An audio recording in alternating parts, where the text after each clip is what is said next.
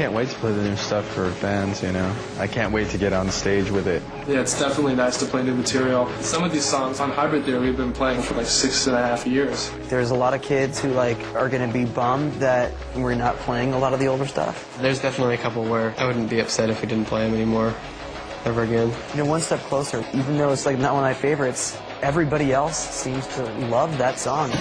The songs are kind of like our kids. You like some of your kids better than others, but you love them all. You ready? Yeah, we're ready. It's fired up. As I was going into the studio, like, I'd have basic things down and, you know, I'd have a skeleton of what I wanted to do.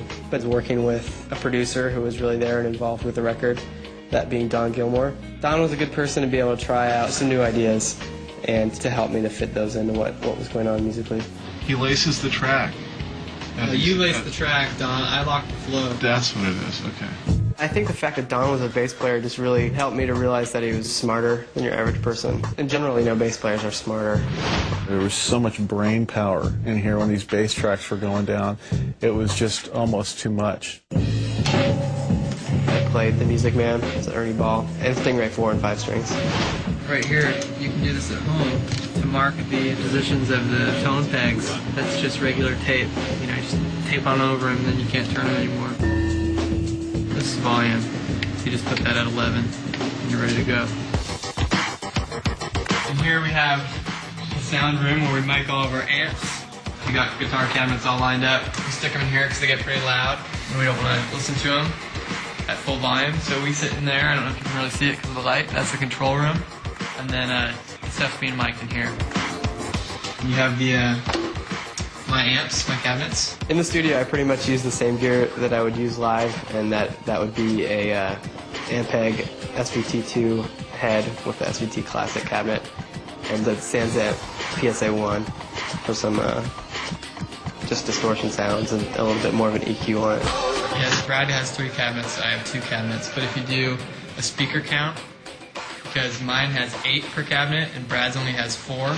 He's got 12, but I've got 16 speakers. The 16 is better than 12. Over here you can see we like to build little forts. That's actually the vocal fort. Here's the inside of the vocal fort. You got a little stool and like a music stand with satiny crap everywhere. They get little silky sheets and a little fort. You know, why do you need a fort? You don't need a fort to sing. But for some reason the vocalists get a fort, and Brad and I just get a stool. See where those rugs are rolled up? That's where the drums were. Now they're gone because they rattle. And this is the piano room. This is where I play all the piano on the record.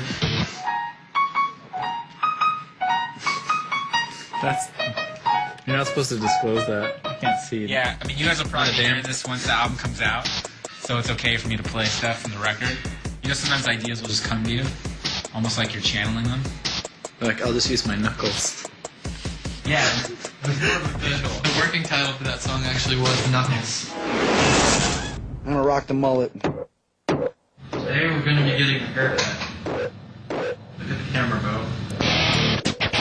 I like to enjoy a nice riptide rush.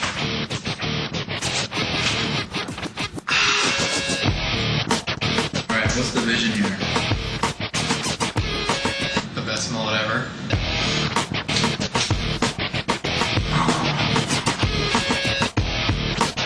I will practice safety while sporting the safety cut, which is safe in the front, parentals, you know, parentals, girlfriend, whatever. It's very business in the front, but it's also safe for friends, the party in the back. Bo, do not eat the hair. How does it feel? It makes me feel depressed. Makes me feel sad. Okay, you're in a crucial point right now where do you want to go a lot shorter on the top so it's spiky?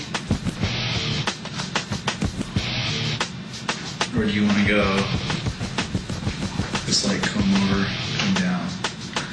Let's just go calm down. It's probably nastier, huh? It feels right.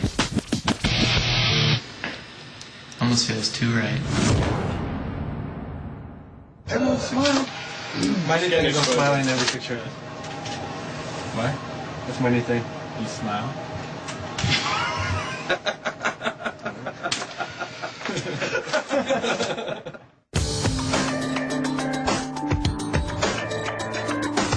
Today I'm just doing a lot of scratching and doing some programming, just atmospheric sounds, and just adding more flavor on top of what's there. Trying to take away from the rock vibe.